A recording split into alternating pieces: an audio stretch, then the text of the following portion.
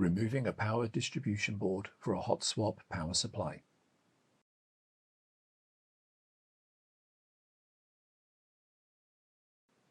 Remove the server cover.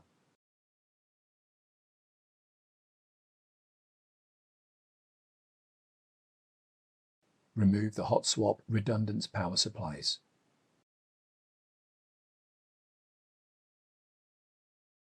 To remove the power distribution board, remove the screw that secures the power distribution board cover and then remove the cover from the chassis.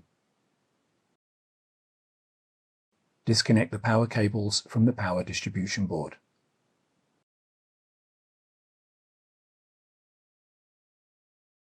Pull the power distribution board out.